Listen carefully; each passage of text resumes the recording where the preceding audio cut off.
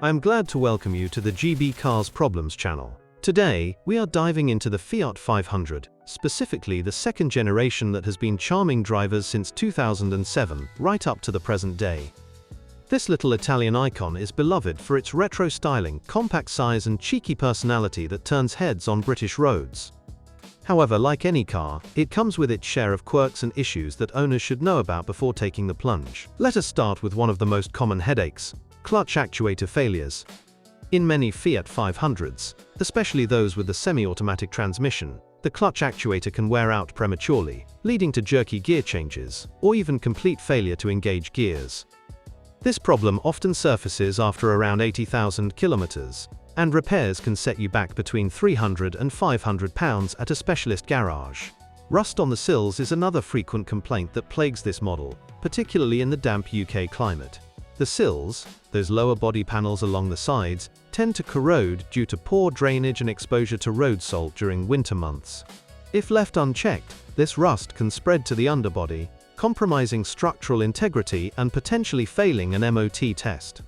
Beyond these headline issues, engine troubles are worth mentioning, as some owners report problems with the timing chain in the 1.2-litre petrol engines. The chain can stretch over time, causing rattling noises and reduced performance, often requiring a replacement that costs upwards of £400. Regular oil changes every 10,000 kilometers can help mitigate this, but it is a weak spot in an otherwise peppy powertrain. On the electrical side, the Fiat 500 is not immune to gremlins, with faulty window regulators being a common gripe. These mechanisms can fail, leaving windows stuck open or closed, which is particularly annoying in Britain's unpredictable weather.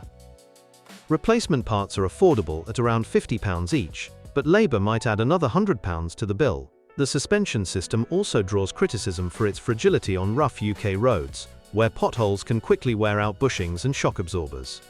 Drivers often notice clunking sounds or uneven handling after 50,000 kilometers, leading to repairs costing £200 to £300. Upgrading to aftermarket components can improve durability, but it is an extra expense for city dwellers. Fuel economy is a mixed bag. The efficient 1.0-litre mild hybrid variant can achieve up to 20 km per litre in urban driving, which is impressive for zipping around London. However, older diesel models might suffer from diesel particulate filter clogs, especially if used mostly for short trips, resulting in costly cleanings or replacements at £300 or more. Overall, maintenance is key to keeping running costs down. Interior quality has its ups and downs. The cabin feels fun and vibrant with colourful trims, but plastics can scratch easily and feel cheap over time. Seats are comfortable for short jaunts, yet taller drivers might find the space cramped on longer motorway drives. Storage is limited, making it less ideal for families, but perfect for solo commuters.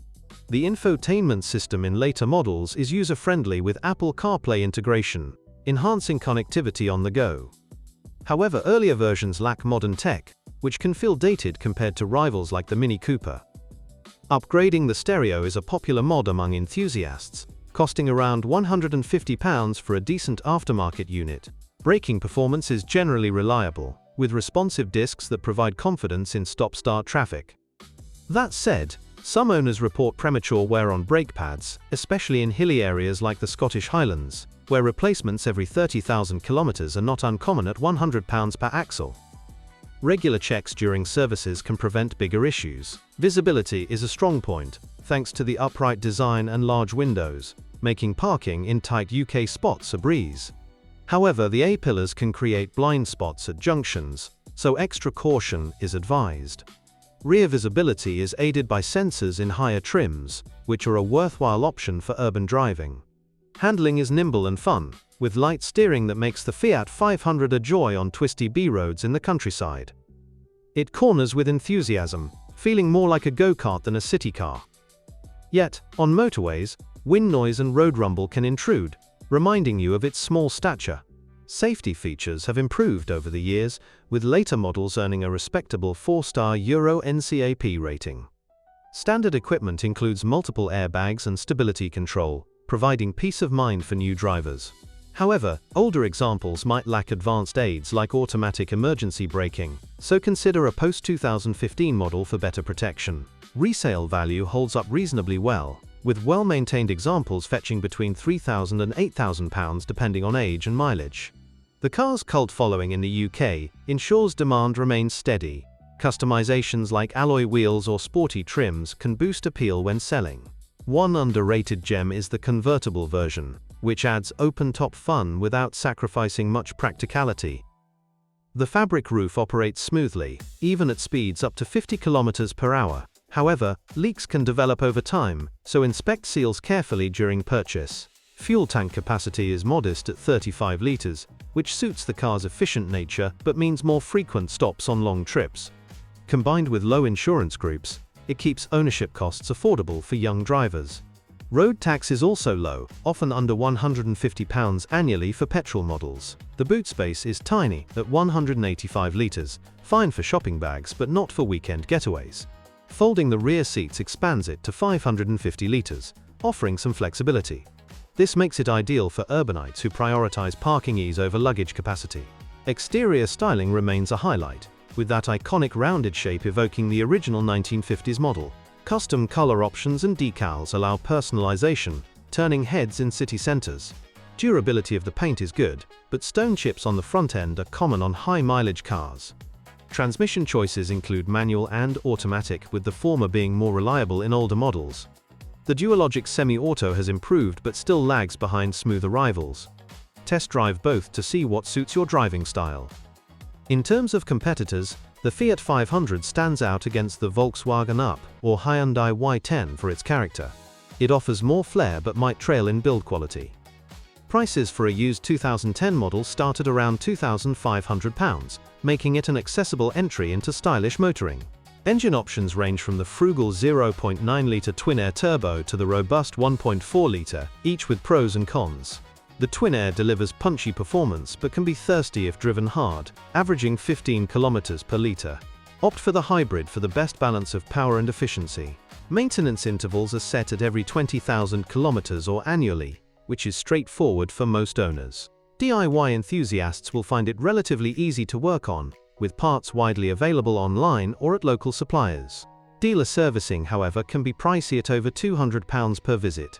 The community around the Fiat 500 is vibrant, with clubs and forums sharing tips on common fixes. This support network is invaluable for troubleshooting issues like the aforementioned clutch problems. Joining one can enhance the ownership experience. Driving dynamics shine in city environments, where its small footprint excels in traffic. On open roads, it holds its own but lacks the refinement of larger hatchbacks. Fuel efficiency shines brightest in stop-go scenarios, sipping just 5 litres per 100 kilometers. Warranty coverage on new models is 3 years or 100,000 kilometers, providing initial reassurance.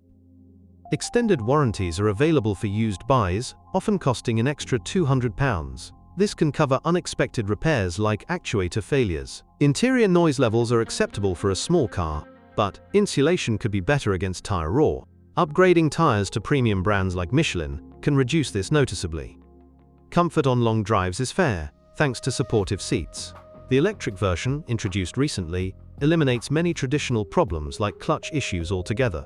It offers a smooth, silent drive with ranges up to 300 km per charge. Prices start at around £20,000 new, appealing to eco-conscious buyers. In conclusion, the Fiat 500 second generation is a delightful blend of style and affordability, but it demands vigilance against rust and mechanical niggles to keep it running sweetly. Its good points include fantastic urban maneuverability, low running costs averaging 4 to 6 litres per 100 kilometers, and a fun-loving character that brightens daily commutes. On the downside, reliability can be hit or miss, with repair bills potentially climbing to £500 for major fixes like suspension overhauls. This car suits young professionals or city dwellers in the UK who value personality over practicality, perhaps first-time buyers seeking something affordable, under £5,000 used. It is less ideal for families or those clocking high motorway miles, where space and refinement fall short. Ultimately, if you embrace its quirks, the Fiat 500 can be a rewarding companion on British roads. And if you own this automotive masterpiece, please describe the problems you encountered while driving it. Perhaps your review will help viewers when choosing a car. That's all I have for now. Thank you all very much for your attention.